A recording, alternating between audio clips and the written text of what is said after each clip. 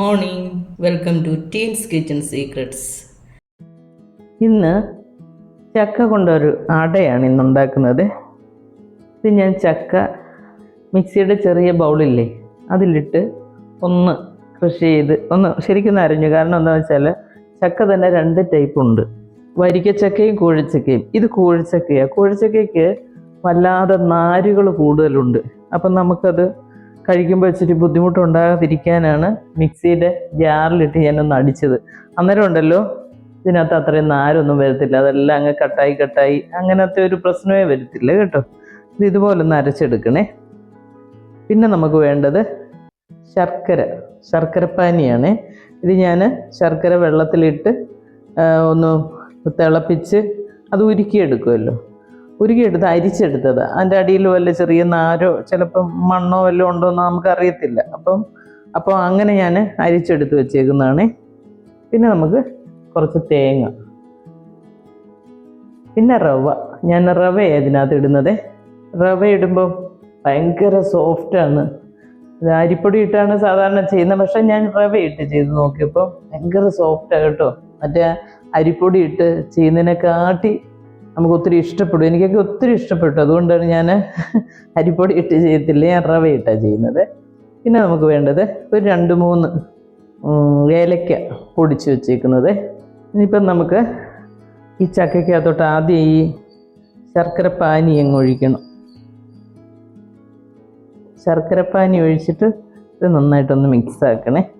മിക്സാക്കിയിട്ട് ഈ ഏലക്ക പൊടിച്ചതില്ലേ അതും കൂടി ഇട്ട് കൊടുക്കണം.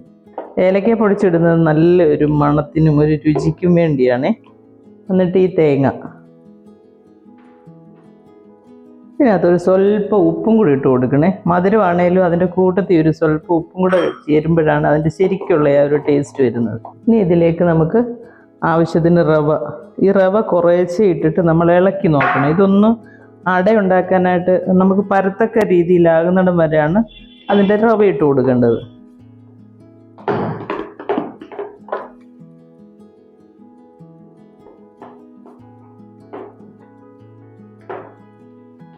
ഈ ഒരു മിക്സ് ഇച്ചിരി കട്ടിയാകണം, അതാണ് അതിൻ്റെ കണക്ക്. സ്വല്പം കൂടെ റവയാകാവേ, ഒരുപാടങ്ങ് കട്ടിയാകരുത്.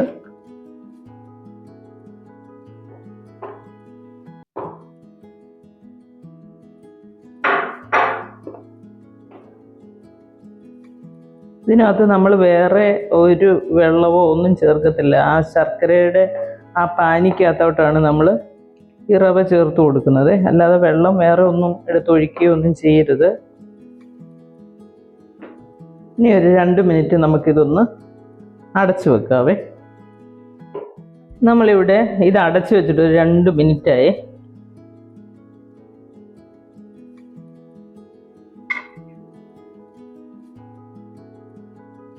ഒരു 2 മിനിറ്റ് നമ്മളിങ്ങനെ ഇത് വെക്കുമ്പോഴത്തേന് നേരത്തെ കണ്ടത്രയും ആ ഒരു വെള്ളമയം നമുക്ക് തോന്നത്തില്ല. കാരണം ആ റവയൊന്ന് കുതിർന്നു വരും. അന്നേരം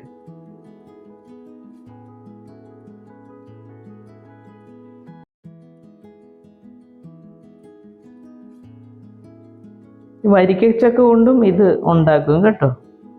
അതാകുമ്പോൾ നമ്മൾ ചെറുതായിട്ട് അരിഞ്ഞിട്ടുണ്ടല്ലോ, ഒന്ന് അടുപ്പേ വെച്ചൊന്ന് വേവിച്ചൊക്കെ എടുക്കണം. അപ്പോഴേ ശരിക്കും അത് ഉടഞ്ഞു വരത്തുള്ളൂ. ശർക്കരപ്പാനിയും പിന്നെ ചക്കയും കൂടി ഇട്ട് ചെറിയൊരു ചീനച്ചട്ടിക്കകത്തിട്ടിട്ട് നമ്മളത് കുറച്ച് നേരം ഇളക്കണം. ഇളക്കി ആ ശർക്കരപ്പാനിക്കകത്ത് കിടന്ന്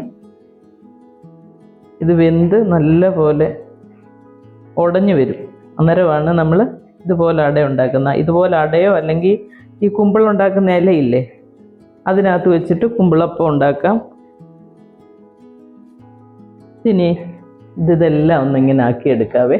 നമ്മളൊരു സ്റ്റീമർ എടുത്ത് വെച്ചിട്ട് ഇതുപോലെ വെള്ളം ഒഴിച്ച് കൊടുക്കണം. വെള്ളം ഒഴിച്ച് കൊടുത്തിട്ട് ഇതിങ്ങനെ വെച്ചിട്ട് നമ്മുടെ ഈ ചക്കയുടെ ഇങ്ങനെ വെച്ച് കൊടുക്കണം.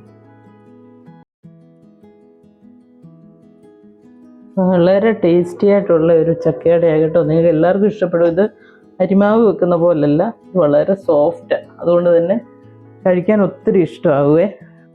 ഇങ്ങനെ അടച്ചു വെച്ചിട്ടൊരു 10 മിനിറ്റ് കഴിഞ്ഞ് നമുക്ക് നോക്കാം. വെന്തോന്ന് ഇല്ലാന്നുണ്ടെങ്കിൽ കുറച്ച് നേരം കൂടെ വെക്കണേ. 10 മിനിറ്റ് കഴിഞ്ഞ് ഞാൻ നോക്കാം.